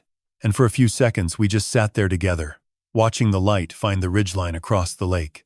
It reminded me of the mornings she and Patty would sit on the porch of the old house in Truckee, saying nothing, letting the quiet do the talking. I missed those mornings. I think she did too. I opened the folder on the dock between us and told her I needed to show her some things, and I needed her to hear all of it before she responded. She nodded. Her hands were wrapped around the thermos, and she did not let go the entire time I spoke. I started with the suit. I told her about the man in the charcoal jacket I had seen, measuring the house back in August, the Nevada plates, and how Nori had taken down the number. I told her the plates belonged to a sedan registered to Denton Legal Associates in Reno, and that the firm was run by a litigation attorney named Raymond Denton. I told her that Denton's name appeared in public records connected to a $200,000 civil settlement demand filed against her husband in Placer County. I watched her face. She did not flinch, but she stopped blinking for 3 full seconds, which in my experience is what a person does when they are absorbing something they already half knew but had been refusing to name. I moved to the second item. I told her about the email I had photographed on Scott's laptop, the one from R. Denton, with the subject line about a $300,000 refinance application for the Lakehouse, listing a power of attorney and a target date of November 15. I told her the refinance amount was designed to cover the settlement, a processing fee, and Denton's cut, and that the remaining balance would leave the house leveraged beyond what it could sustain. Then I told her about the tea. I said Nori had arranged for a private lab to test 2 sealed samples of the Earl Grey that Scott had been preparing for me on every visit since July. I told her the results showed CBD oil at roughly 5 times the standard recommended concentration. I told her the effects at my age and weight would include marked drowsiness, slowed cognition, short-term memory loss, and mild disorientation lasting 4 to 6 hours. I told her that for 3 months I had believed I was losing my mind, and that the tea was the reason. Megan set the thermos down on the dock. She placed both hands flat on the wood and pressed hard, the way a person does when they are trying to keep themselves from shaking. She stared at the water. A full minute passed without a word. Then she said, "How long have you known?" I said. 3 weeks for the tea. 6 weeks for the refinance. 4 months for the suit. I said I had not told her sooner because I needed the evidence to be solid before I asked her to carry the weight of it, and because I wanted to give her the choice of what to do next, rather than forcing a direction. She asked if I had called the police. I said no. I told her Elena Marsh, the attorney Nori had recommended, was holding a file with everything: lab report, photographs, financial records, and a timeline, and that Elena had said the evidence was sufficient for both a criminal referral and a civil protective action. I told her the file would stay on hold for as long as she needed, but that November 15 was 11 days away, and the power of attorney could not be filed without her signature. Megan looked at me. She said, "He told me the refinance was your idea. He said you wanted to restructure the property to reduce your tax exposure and that the trust was part of a retirement plan you and he had discussed. He said you agreed to it." I felt the cold come in from the water and settle in my chest. I said, "Megan, I never agreed to anything. I never discussed a trust with him. I never signed a power of attorney. The only thing I ever gave Scott was $30,000 in 21 that he never paid back, and a house that I built with my own hands to keep you and Hannah safe." She closed her eyes. She pressed her palms harder against the dock. Then she said, "I believe you. And I need you to know that I did not know." I reached over and put my hand on top of hers. The wood was cold underneath. The lake was still. 60 feet of clarity beneath us. And for the first time in months, I felt like I could see that far again. She asked me what I wanted her to do. I said, "I want you to protect yourself and Hannah. I want you to not sign anything. And I want you to let me and Elena handle the next part." She picked up the thermos and stood. She looked out at the water for a long time. Then she said, "I will not sign," and she walked back up the path toward the house, and the blanket trailed behind her like something she was finally ready to let go of. I sat on the dock for another 20 minutes. The sun cleared the ridge. The granite shelf below turned gold. I took the wooden key from around my neck and held it in my palm. "Keep the door open for them." I was trying, Patty. I was still trying. The dinner was Megan's idea. She suggested it on the phone the morning after the dock, her voice steady, in a way that told me she had rehearsed the sentence before she dialed. She said, "Come for dinner Saturday. Bring whatever you need to bring. Hannah will be at a sleepover." I said, "Are you sure?"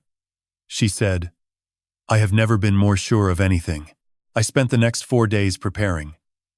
Not the food. Megan would handle the food. I prepared the folder. I sat at my desk in Truckee with the lamp on and the wooden key hanging from the nail above the window, and I organized every piece of evidence into a single manila envelope, ordered chronologically, each item separated by a clean sheet of white paper with a handwritten label in black ink. I am an engineer. I have spent 42 years organizing information so that it tells a clear and undeniable story. Blueprints do not argue. They present. And that is exactly what I intended to do. Saturday came cold and sharp. First week of December.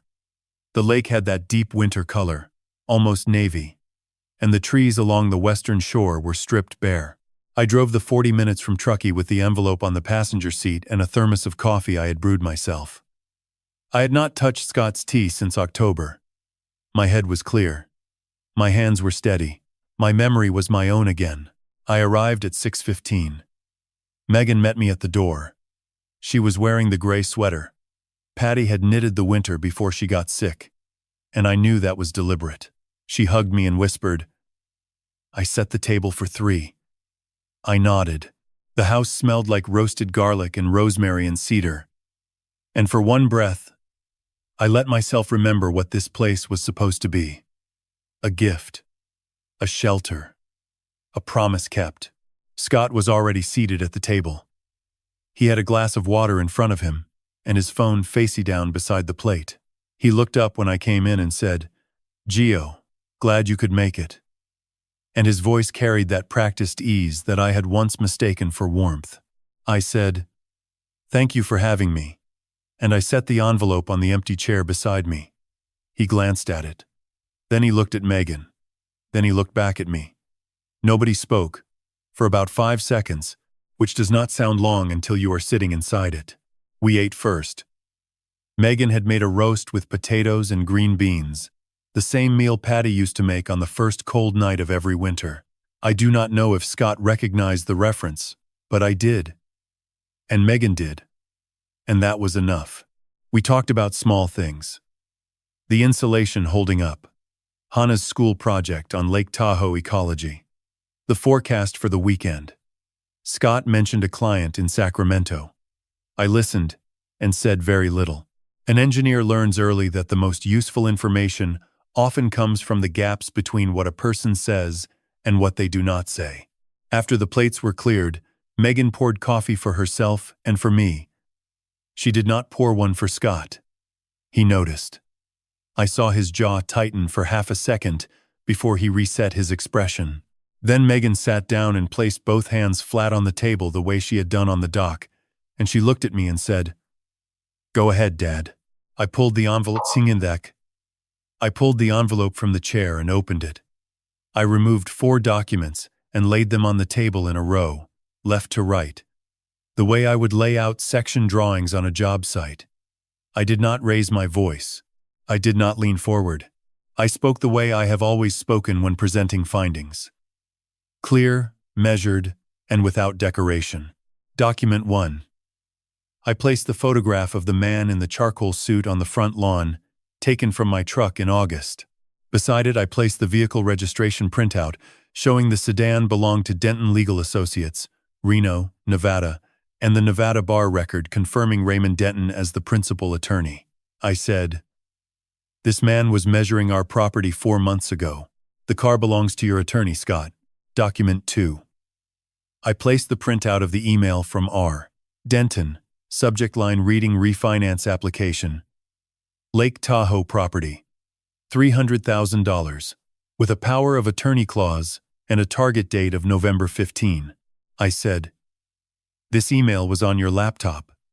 I photographed it in October. You did not write this with my knowledge or my consent." Document 3. I placed the white envelope with the settlement demand. Scott D. Pryor, outstanding balance, $200,000. Placer County civil case number, visible in the upper corner. I said. This is the debt the refinance was designed to cover. The $300,000 was never for this family. It was for your lawsuit. Document 4. I placed the lab report. 2 sealed samples of Earl Grey tea, dated and initialed by me, tested by an accredited private laboratory. Results showing CBD oil concentration at approximately 5 times the standard recommended dosage. I said, you have been adding something to my tea since July. The effects at my age and weight include drowsiness, slowed cognition, short-term memory loss, and disorientation. For 3 months I believed I was losing my mind. I was not. You were taking it from me. The room was silent. The clock above the stove ticked. The lake outside the window was black. Scott looked at the 4 documents spread across the table, and he did not touch any of them. His hands stayed in his lap. He opened his mouth once and closed it. Then he pushed his chair back, stood, and looked at Megan. He said, you are going to regret this. Megan did not stand. She did not flinch. She said, the only thing I regret is how long it took me to listen. Scott picked up his phone from the table. He walked to the hallway, took his jacket from the hook, and opened the front door. The cold came in like a wall. He stepped onto the porch, pulled the door behind him, and it did not close all the way.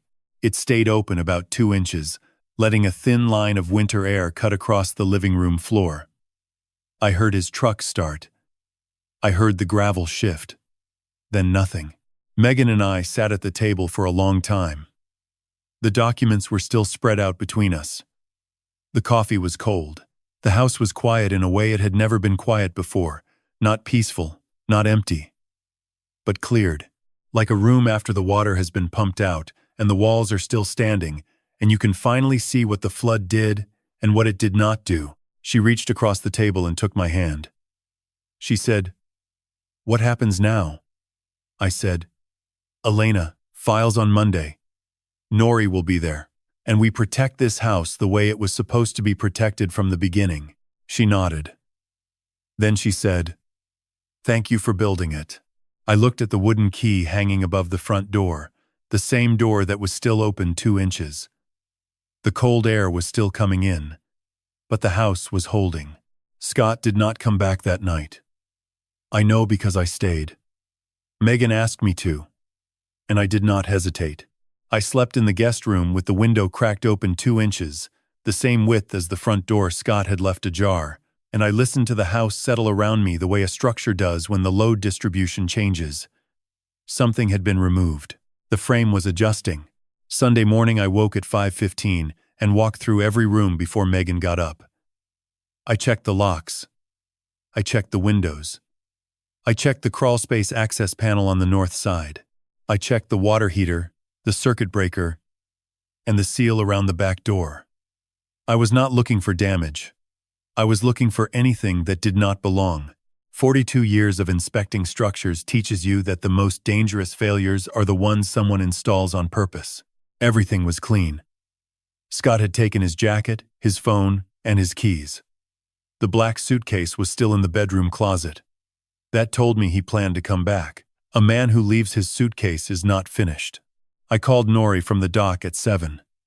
The air was below freezing, and the lake had that glassy stillness that makes you feel like the whole world has stopped breathing. I told her what happened. She listened without interrupting, which is a quality I have always respected in her.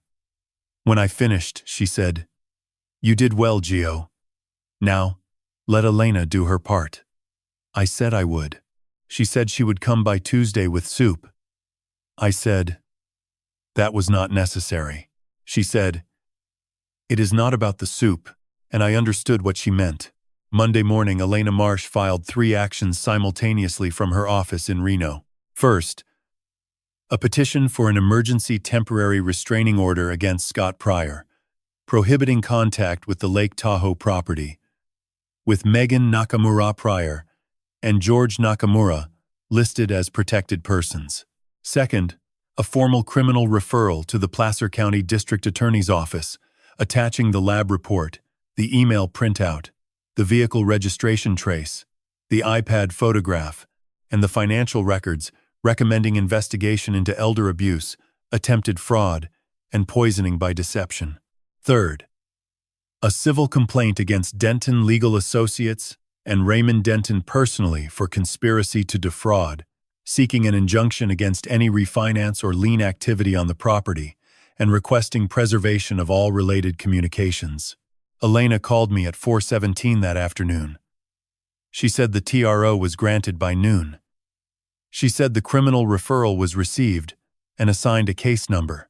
She said Denton's office had been served and had 14 days to respond. She said, "The door is open, Gio." And her choice of words hit me in a place I was not expecting. Tuesday, Nori came with soup. Butternut squash. Homemade. In a ceramic pot, wrapped in a dish towel. She set it on the counter and sat at the kitchen table and looked at me the way she used to look at witnesses in her courtroom, not with suspicion, but with the kind of attention that says, "I am here and I am not leaving until I know you are all right." I told her I was fine. She said, "You do not have to be fine. You just have to be here." We ate the soup in silence and watched the lake through the window, and I thought about how strange it is that the people who save you are not always the ones you expected. Wednesday, I drove back to Truckee to get clothes and check on the house. The sage green door was locked. The mail had piled up. There was a notice from the electric company, a flyer for a hardware store sale, and a handwritten envelope from my father. I opened it at the kitchen table. Inside was a single sheet of lined paper in Eugene's careful, slanted handwriting. It said, "George, your mother and I are proud of you. Do not carry this alone. Call when you are ready. Love. Dad." He was 93 years old and he still wrote letters by hand and he still signed them. "Love, Dad." I folded the paper and put it in the drawer next to Patty's note. 2 pieces of paper. 2 people telling me the same thing. The house is not the gift. The safety is. Do not carry this alone. Thursday, I returned to the Lakehouse. Megan had rearranged the guest room. She had moved the black suitcase to the garage. She had hung a small framed photograph of Patty on the wall beside the window. The one from the summer they spent at Fallen Leaf Lake, the year before Hannah was born. Patty was laughing in the photo, standing ankle-deep in the water with her hands on her hips and her head tilted back. Megan said, "I thought you might want to see her when you wake up." I said, "I always want to see her." Hannah came home from the sleepover that afternoon. She ran through the front door and hugged my knees and said, "Grandpa, did you fix the railing yet?" I said, "Not yet." She said, "Can we fix it together?" I said, "We can fix it together." And we did. We spent an hour on the porch with a level and a drill and a bag of stainless steel screws, and she held the rail steady while I drove each screw flush with the wood. She asked me why I was staying longer this time. I told her sometimes a house needs a little extra looking after. She accepted that without question, the way children do when they trust the person giving the answer. Friday morning I stood on the dock at sunrise. 5 days had passed since the dinner. The restraining order was active. The criminal referral was moving. Denton had 12 days left to respond. Scott had not called, not texted, not appeared. The suitcase was in the garage. The lake was cold and clear and 60 feet deep, and it held everything without flinching. I reached into my shirt and pulled out the wooden key. I held it in my palm and felt the grain under my thumb. Patty had carved it herself from a piece of cedar she found on the shore of Donner Lake the autumn before she got sick. She never told me when she made it. She only told me what it meant. Keep the door open for them. The door was open. It had been open this whole time. I just had to make sure nobody closed it. The response from Denton Legal Associates arrived on day 11. Elena called me at 8 in the morning and read it over the phone in her courtroom voice. The one that strips every sentence down to its factual skeleton. Denton's office denied all allegations. They claimed the refinance application was a routine financial planning instrument requested by the property owner's spouse. They claimed no knowledge of the CBD oil or the lab results. They claimed the property visit in August was a standard market assessment conducted at the homeowner's invitation. Every sentence was careful. Every sentence was wrong. Elena was not surprised. She said attorneys like Denton file denials the way carpenters drive nails. It is automatic. It is mechanical. It means nothing until the evidence starts arriving in discovery. She said the important thing was that the denial was on record. Because once a denial is on record, anything that contradicts it becomes a weapon. She filed a motion for expedited discovery that same afternoon. 3 days later, the Placer County District Attorney's Office contacted Elena to confirm that the criminal referral had been upgraded to an active investigation. A detective named Rowan had been assigned. He requested access to the lab report, the email screenshots, the iPad photographs, and the vehicle registration trace. Elena provided everything within 24 hours. She told me the detective had also requested financial records from 2 banks connected to Scott's accounts and a subpoena for Denton's client communications. The machine was moving now, slowly, the way legal machines always move, but moving. The week before Christmas, Elena called with 2 updates. First, Raymond Denton's law license had been flagged for review by the Nevada State Bar, following a separate complaint from a former client in Washoe County. The complaint alleged that Denton had facilitated a fraudulent property transfer using fabricated power of attorney documents. The pattern was not new. It was just new to us. Second, Scott's attorney, a public defender from Auburn, had reached out to Elena to discuss a potential cooperation agreement. Scott was willing to provide a full accounting of his communications with Denton in exchange for reduced charges. Elena said, "He is not doing this because he is sorry. He is doing this because he is cornered." I said, "Does the reason matter if the result protects the house?" She said, "No, Gio. It does not." In January, I sat down with Elena and Nori at the kitchen table in the Lakehouse, and we built the thing I should have built from the beginning. A revocable living trust. Elena drafted it over 4 sessions. Each one careful and thorough. Each one reviewed by Nori, who brought her 22 years of courtroom experience to every clause. The trust was named the Nakamura Family Trust. The grantor was me. The primary beneficiaries were Megan and Hannah. The successor trustee was Nori, with Elena as the alternate. The trust held the Lakehouse, the Truckee property, and a modest investment account I had maintained since retirement. Every asset Patty and I had built over 40 years was now inside a structure designed to do one thing: protect. The trust included 3 provisions that Elena recommended and Nori endorsed. First, no property held by the trust could be refinanced, mortgaged, or transferred without the written consent of both the grantor and the successor trustee. Second, no power of attorney could be executed on behalf of the grantor without independent medical verification and a 72-hour waiting period. Third, any beneficiary's spouse who was found to have engaged in financial exploitation, fraud, or abuse against the grantor or another beneficiary would be automatically excluded from all trust benefits. Elena called it a firewall.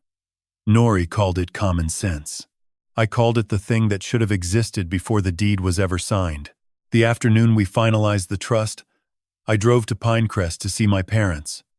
Eugene was sitting in his chair by the window with a blanket over his knees and the newspaper folded on the side table. Martha was beside him, reading a novel with her glasses low on her nose. I sat with them for 2 hours. I told them about the trust. Eugene listened and nodded and said, "Your mother and I never had a trust. We had a handshake and a promise. But times are different now, and you are doing the right thing." Martha put her hand on my arm and said, "Patty would be proud of you, George." I said, "I hope so." On the drive home, I stopped at the overlook above Donner Lake. The water was frozen near the edges, and dark blue in the center, the same color it had been the autumn. Patty found the piece of cedar she carved into the key. I stood at the railing and looked down at the lake, and I thought about what she had written on that note I found in the bedroom drawer 6 years ago. The house is not the gift. The safety is. She was right. She was always right about the things that mattered most. I had built the house. It took me 3 years and every dollar I had saved. But the house was never the gift. The house was just the structure. The gift was making sure nobody could take it apart. I got back in the truck and drove to the Lakehouse. Megan was in the kitchen making dinner. Hannah was at the table doing homework, her pencil moving carefully across a worksheet about the water cycle. Evaporation, condensation, precipitation, collection. She looked up and said, "Grandpa, did you know that the same water that was here 1,000,000 years ago is still here now?" I said, "I did know that." She said, "It just changes form. It never actually goes away." I hung my jacket on the hook by the door. I looked up at the wooden key on its leather cord above the frame. It was still there. It had always been there, and now the door it opened had a lock that no one could break. Spring came to Lake Tahoe the way it always does. Not all at once, but in small permissions. The ice pulled back from the shoreline a few inches each day. The water shifted from navy to that particular shade of blue that only exists when sunlight reaches granite 60 feet below the surface. The pine trees along the western ridge filled out slowly, branch by branch, as if they wanted to make sure winter was really gone before they committed to anything. I understood that hesitation. I had been living inside it for months. It was the last Saturday of March. I drove down from Truckee at 6 in the morning, with the windows cracked, and the heater on low, and a bag of cinnamon rolls from the bakery on Donner Pass Road that Hannah loved.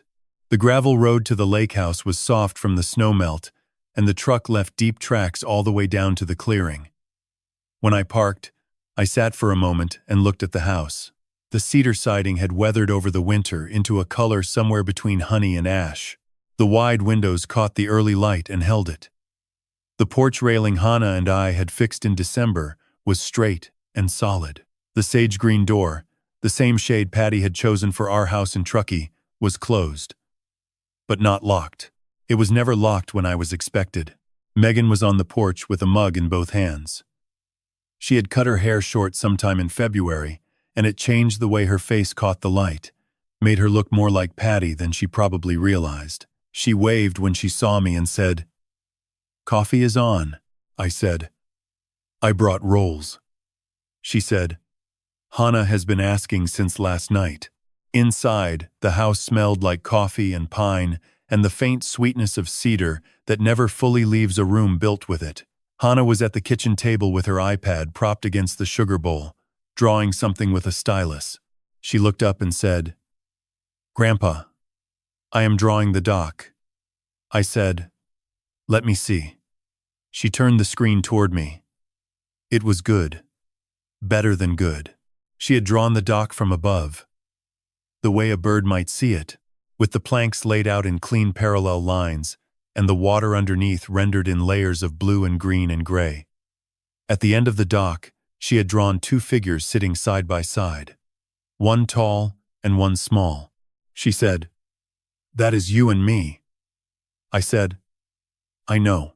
We ate the cinnamon rolls at the table, and Megan told me about the piano piece she was learning, a Chopin nocturne she had started in January, and was still working through because the left hand required a patience she said she was only now beginning to understand.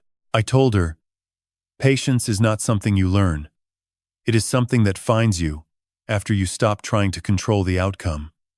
She looked at me over her coffee and said, "That sounds like something Mom would say." I said, "It probably is." After breakfast, I walked down to the dock alone. The wood was dry. The sun was full on the water now, and the lake was doing what it always does in spring, showing you everything. Every rock, every shadow, every grain of sand on the bottom. I sat on the edge with my boots hanging over, and my hands on the planks, and I let the silence sit beside me, like an old friend who does not need to talk to be present. The legal matters were settling.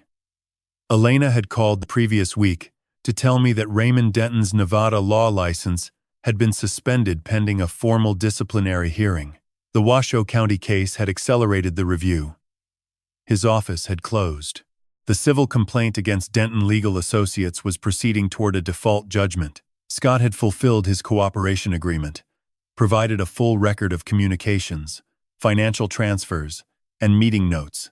His charges had been reduced to a single misdemeanor count of unlawful administration of a substance, with 2 years of supervised probation and mandatory restitution of the $30,000 he had borrowed in 21. He had signed the papers without contest. He had moved to a small apartment in Auburn. Megan had filed for legal separation in February. She told me it was not about anger. It was about clarity. The Nakamura family trust was holding.